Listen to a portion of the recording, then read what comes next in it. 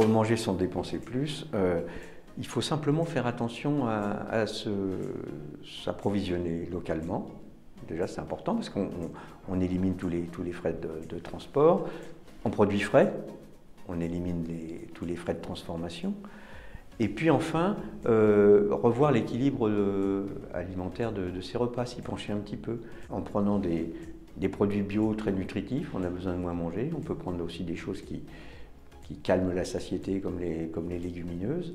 On peut très vite apprendre à manger mieux en dépensant moins.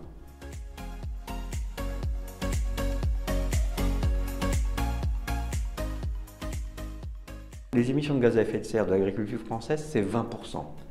Si on veut tenir nos engagements des accords de Paris de la COP21, il faut les réduire. Pour les réduire, il faut abandonner le modèle de production industrielle de nourriture. Donc pour passer à un mode plus respectueux, on va dire, et des animaux et des émissions de gaz à effet de serre, on a besoin d'un encouragement, on a besoin de politiques publiques. On ne peut pas dire aujourd'hui qu'en France, on prenne ce chemin.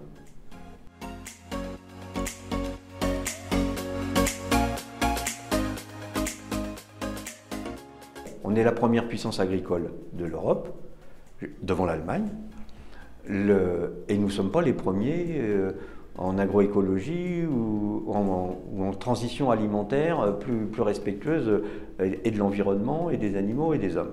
Ceux qui sont en tête, c'est l'Autriche. L'immense majorité du budget dédié à l'agriculture va au renforcement des capacités de l'agriculture industrielle. Le gouvernement a décidé d'un volet agricole au grand plan d'investissement.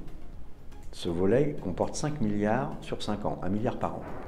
Où vont ces milliards? Pour le moment, ce qu'on en voit, ces milliards vont à l'agrandissement des poulaillers en Bretagne, à l'agrandissement des porcheries, à l'installation de méthaniseurs géants pour les élevages industriels. On ne voit rien qui soit un geste fort de transition agricole et alimentaire.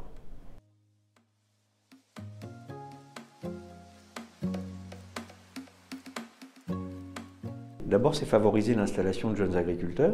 Aujourd'hui, il y a un paysan qui s'installe pour 2 qui partent en retraite ou 3 qui repartent en retraite, ça dépend des régions. Donc on a une hémorragie démographique importante et ces départs ne favorisent pas l'installation, mais l'agrandissement des voisins. Aujourd'hui, il faut beaucoup de courage pour s'installer en agriculture.